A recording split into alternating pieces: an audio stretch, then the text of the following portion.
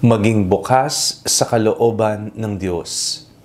Ako po si Father Fiel Pareha at ito po ang ating segment, ang Daily Devotion, kung saan tayo po ay magdarasal, magbabasa at magninilay kasama ng salita ng Diyos sa buong taon. Manalangin tayo.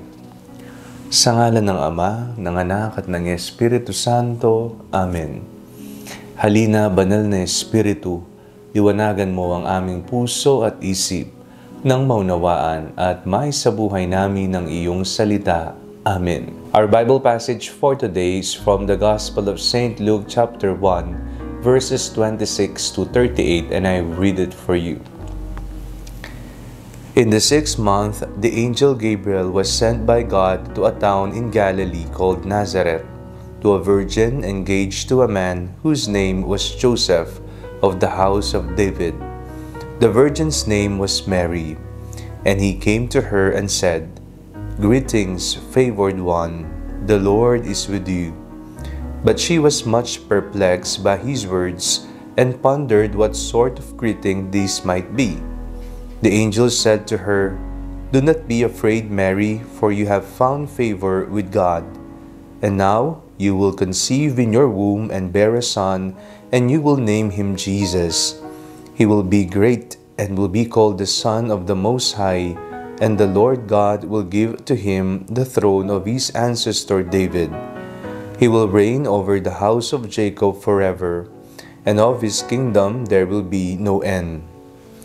Mary said to the angel, "How can this be, since I am a virgin?"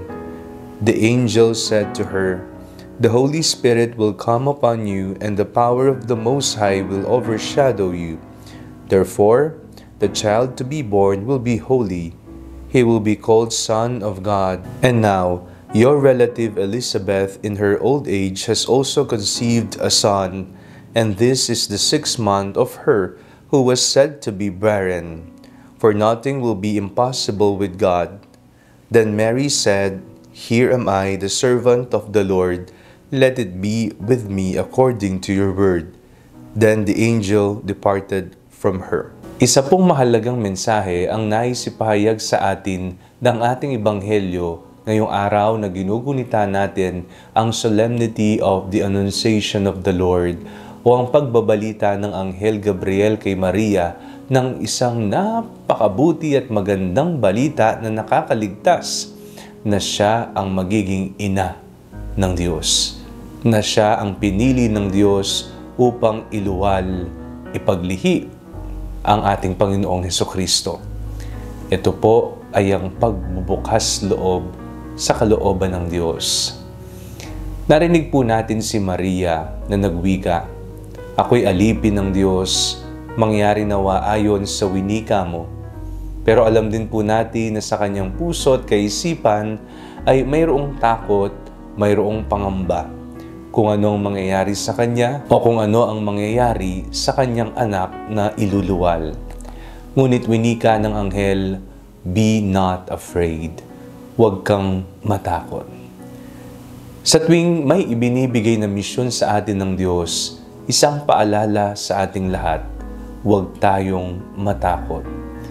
Ang ating gawin, buksan ang ating buhay upang ang kalooban ng Diyos ay may sa katuparan.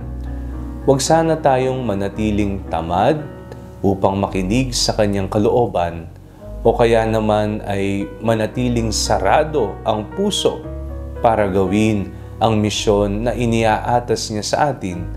Bagkus kagaya ng Birheng Maria, tayo ay magbukas loob sa Kanya at may kababaang loob nating tatanggapin, gagawin ang misyong iniatang sa atin. Manalangin tayo.